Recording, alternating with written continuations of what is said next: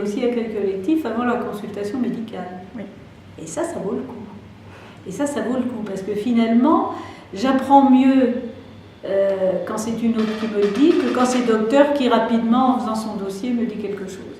Et c'est là qu'on peut quand même rectifier un certain nombre de fausses croyances, un certain nombre de connaissances erronées, et puis aussi apaiser le stress qu'ont certaines femmes à l'idée de l'examen médical ou à l'idée même de prendre une contraception, puisqu'il a circulé pendant longtemps dans la presse et ailleurs toutes sortes de fariboles pour nous faire croire que les techniques contraceptives faisaient courir des dangers, alors qu'ils apportent de la liberté.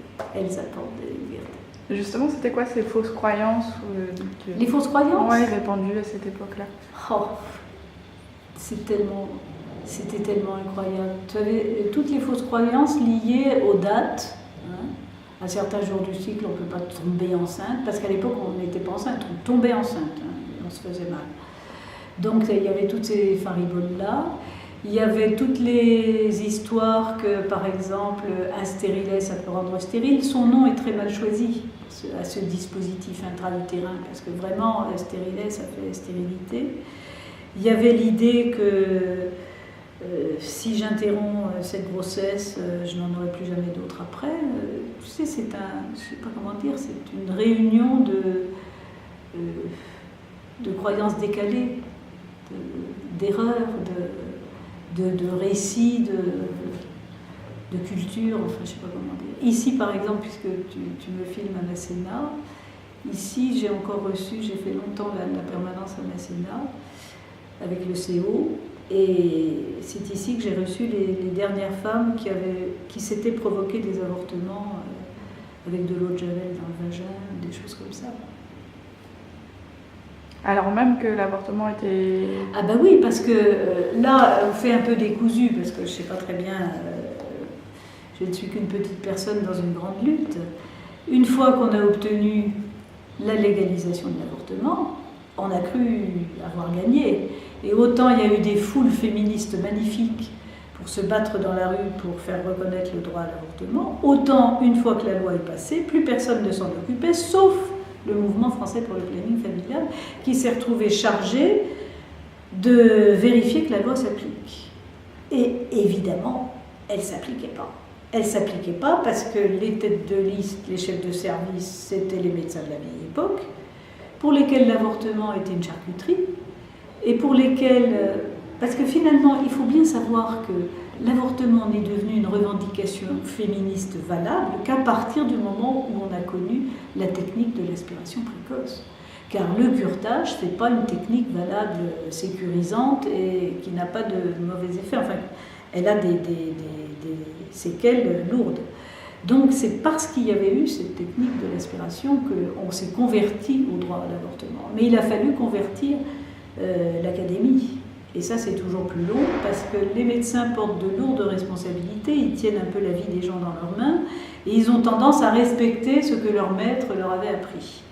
Et c'est pour ça que c'est intéressant de travailler avec Daniel Gaudry, ou avec Aubény, ou avec...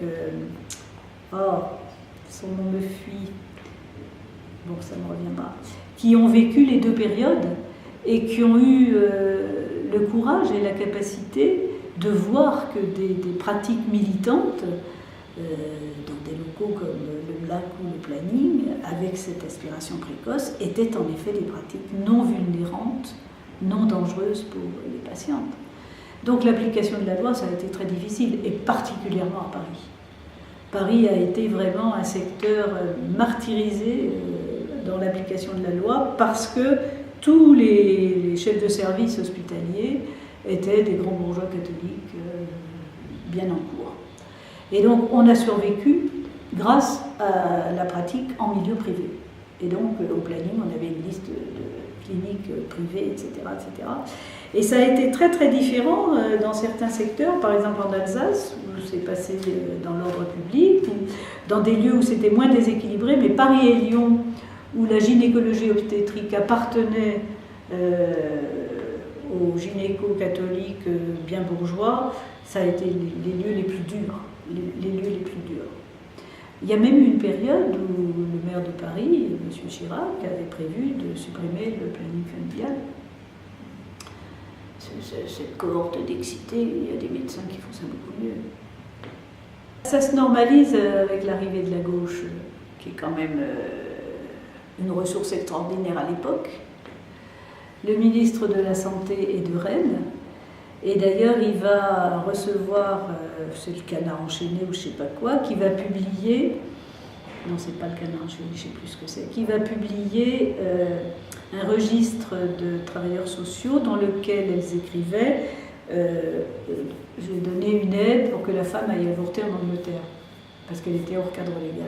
Tu vois, quand tu es ministre, ça fait bien. Non, non, mais c'est à la fois une lutte de rue, une lutte politique, une lutte médicale, une lutte de pouvoir.